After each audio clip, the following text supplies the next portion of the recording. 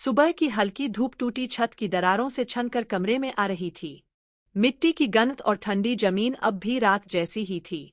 आरव जाग तो गया था, पर चुपचाप लेटा रहा। उसकी नज़र सबसे पहले उस दीवार पर गई जहां रात को परछाई दिखी थी। वहां अब कुछ नहीं था, लेकिन उसे पूरा यकीन था कि उसने देखा था। सुनीता रसोई के कोने में चूल्हे की राख समेटते हुए बोली, चलो आरव, मुंह धो लो, फिर बाहर धूप में बैठना है। आरव उठकर बैठा, पर बोला नहीं। कुछ देर बाद धीमे से बोला, मम्मा, कल रात भूत आया था। सुनीता ने बिना मुड़े कहा, कितनी बार बोला, कहानी बस तुम्हें खाना खिलाने के लिए थी। भूत कुछ नहीं होता।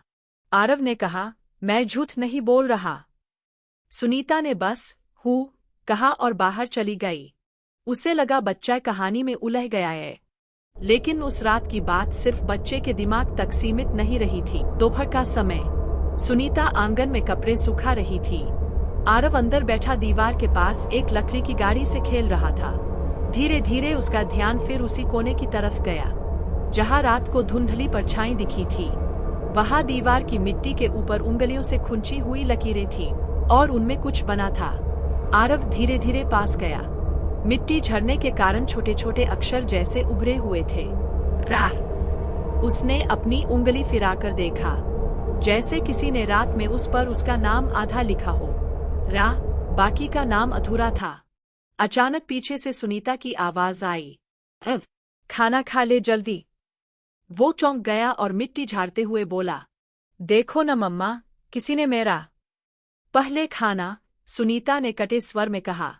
आरव ने पलटकर दीवार की तरफ देखा, मगर जैसे ही उसकी मां ने आवाज लगाई, हवा चली और थोड़ा सा मिट्टी फिर गिर गई।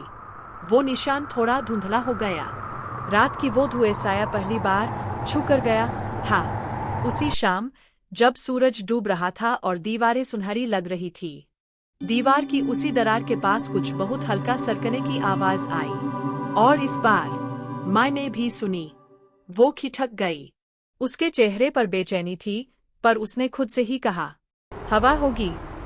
उसके बोलते ही मिट्टी से फिर एक जरा सी खराश की आवाज आई, जैसे कोई इंतजार कर रहा हो कि कोई उसे सच माने।